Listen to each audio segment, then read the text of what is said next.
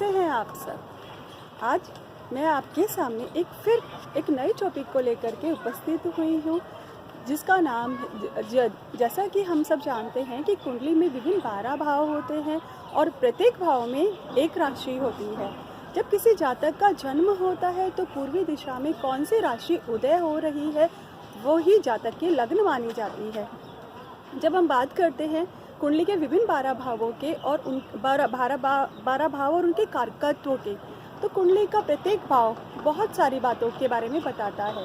जैसे कि जब हम काल पुरुष की कुंडली की बात करते हैं तो जो कुंडली का प्रथम हाउस होता है वो व्यक्ति के मस्तिष्क के बारे में बताता है। कुंडली का जो सेकंड हाउस होता है वो उसकी दाईं आँख के बारे में बताता है। कुंडली का जो थर्ड हाउस होता है वो उसके दाएं हाथ के बारे में। इसी तरह से चतुर्थ भाव को हम लोग उसके फेफड़े या छाती से रिलेटेड करते हैं। फिफ्थ हाउस की जब हम बात करते हैं तो वो किसी भी व्यक्ति के उदर स्थान को बताता है। अगर किसी व्यक्ति को उदर संबंधी कोई परेशानी है तो हम ये देखेंगे कि जातक का जो फिफ्थ हाउस है उस पर क्या प्रभाव है, कोई पाप प्रभाव है या शुभ प्रभाव है। जब हम सिक्स्थ हाउस की बात करते हैं तो वो जातक के कमर स्थान को बताता है। इसी प्रकार से विभिन्न अन्य भावों से हम काल पुरुष की कुंडली की तुलना व्यक्ति के लग्न से व्यक्ति की संपूर्ण कुंडली से करते हैं। जब हम बात करते हैं कुंडली के, जब जातक के रंग रूप की बात करते हैं, उसके मान सम्मान अपयश की बात करते हैं, उसे इस दुनिया में कितनी प्रतिष्ठा प्राप्त होगी, उसका शारीरिक स्वास्थ्य कैसा रहेगा, वो अपने जीवन में कितनी उन्नति करेगा। जब हम इस चीज़ की बात करते हैं तो हम लोग ये देखते हैं कि जातक के लग्न में कौन सी राशि उदय हो रही है। अगर जातक के लग्न में अग्नि तत्व राशि उदय हो रही है तो हम ये कहेंगे कि जो व्यक्ति है वो स्थूल शरीर का होगा बट बलशाली होगा। अगर जातक के लग्न में वायु प्रधान राशि उदित हो रही है तो हम लोग ये अंदाज़ा लगा सकते हैं कि जो जातक होगा एक साधारण कद काठी का व्यक्ति होगा। अगर जल राशि उदित हो रही है तो हम लोग सहज ही अनुमान लगा सकते हैं कि व्यक्ति शरीर से थोड़ा सा मोटा होगा। इसी प्रकार जो जातक है उसके लग्न में कौन सी राशि है, कौन से ग्रह मौजूद है, उसी के आधार पर हम जातक के रंग रूप, उसके जीवन में आने वाली सारी समस्याओं के बारे में बात करते हैं। जब हम जातक के सेकंड हाउस की बात करते हैं तो जो सेकंड हाउस होता है उसे हम कुटुंब हाउस के भी नाम से जानते हैं। जो जातक का जब जन्म होता है तो उसके कुटुंब की क्या स्थिति थी, वो जीवन में क्या खाना पसंद करेगा, उसके जीवन में धन का क्या महत्व होगा या उसको कितना धन मिलेगा, धन का योग उसके जीवन में कितना है, और वाणी उसकी कैसी रहेगी, कर्कश रहेगी या वो अपनी वाणी से सबको सम्मोहित कर लेगा।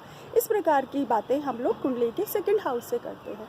जब हम कुंडली के थर्ड हाउस की बात करते हैं तो कुंडली का तृतीय हाउस पराक्रम हाउस के नाम से जाना जाता है। हम जातक के छोटे भाई बहन, उसके दोस्तों के बारे में भी इसी हाउस से बात करते हैं। वो निडर होगा, डरपोक होगा या उसका स्वभाव कैसा रहेगा, इसके बारे में भी हम कुंडली के थर्ड हाउस के से पता लगाते हैं। थर्ड हाउस लेखन के बारे में भी बताता है। जब हम बात करते हैं कुंडली के चतुर्थ हाउस की तो कुंडली का जो चतुर्थ हाउस होता है वो सुख स्थान के नाम से जाना जाता है। माता, भूमि, भवन, खेत आदि के लिए हम कुंडली में चतुर्थ स्थान को देख करके विचार किया जाता है। कोई आपके पास में आता है तो वो ये अगर जानना चाहता है कि मुझे जीवन में कितना सुख मिलेगा, मेरे घर की स्थिति क्या रहेगी, मुझे भूमि, भवन, वाहन का सुख कैसे मिलेगा, तो हमें चतुर्थ भाव और उससे संबंधित स्वामी को देखना चाहिए। जब हम फिफ्थ हाउस की बात करते हैं तो जो कुंडली का फिफ्थ हाउस होता है वो हमारे पूर्व जन्म के पुण्य कर्मों का हाउस होता है।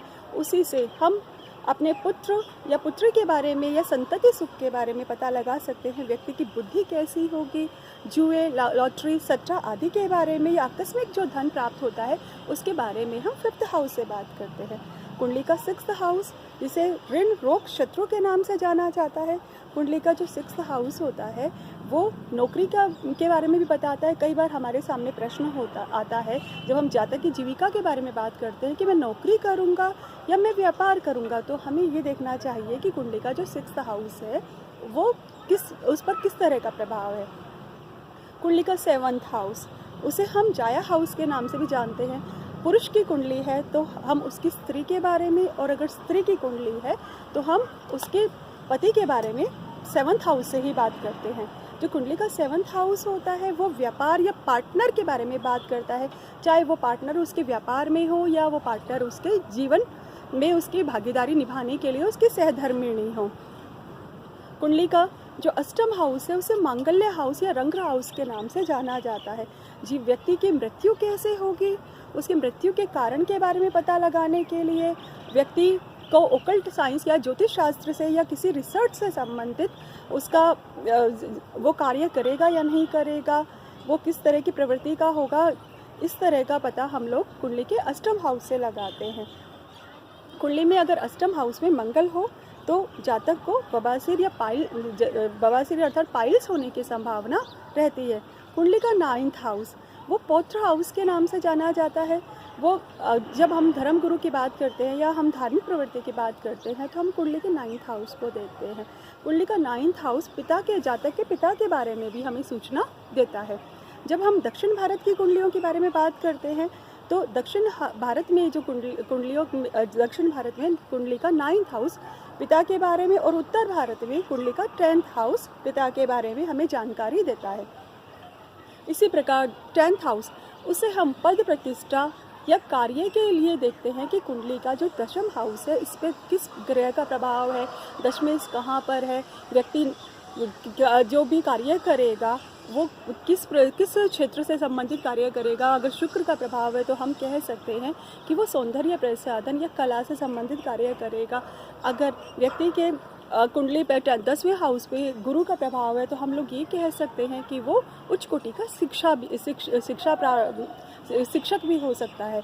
उसके मान प्रतिष्ठा के बारे में भी हम कुंडली के 10वें हाउस से बात करते हैं। कुंडली का 11th हाउस उसे लाभ स्थान के नाम से भी जाना जाता है। कुंडली का जो 11th हाउस होता है वो बड़े भाई के बारे में भी बताता है। जब हम बाएं कान के बारे में बात करते हैं तो हम कुंडली के 11th हाउस के बारे से 11th हाउस से देखते हैं। कुंडली का 12th हाउस, जैसा कि हम लोगों को सबको मालूम है कि जो कुंडली जिस भी हम भाव की बात कर रहे होते हैं उससे जो 12वां हाउस होता है वो उस भाव के व्यय के नाम से जाना जाता है।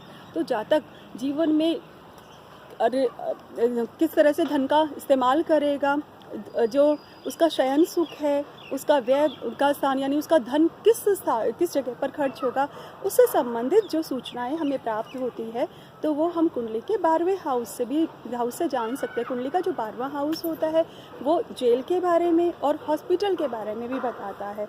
तो इसी प्रकार से हम कुंडली के विभिन्न 12 भावों की विवेचना करके जातक के समस्त सुख दुख, उसके जीवन की परिस्थिति, उसका फाइनेंशियल उसके जो धन संबंधी बातें हैं या उसका शारीरिक गठन कैसा होगा, उसकी पारिवारिक स्थिति कैसी होगी, उसके बारे में हम जान सकते हैं। इसी प्रकार और नई कुछ इंटरेस्टिंग जानकारियाँ लेकर के मैं आपके सामने अगले टॉपिक में मिलती हूँ। अगर आपको मेरा टॉपिक या मेरा जो टॉपिक है वो अच्छा लगा तो आप लोग इसे शेयर, सब्सक्राइब और लाइक करें। इसी के साथ मैं आपसे अनुमति चाहती हूँ। धन्यवाद।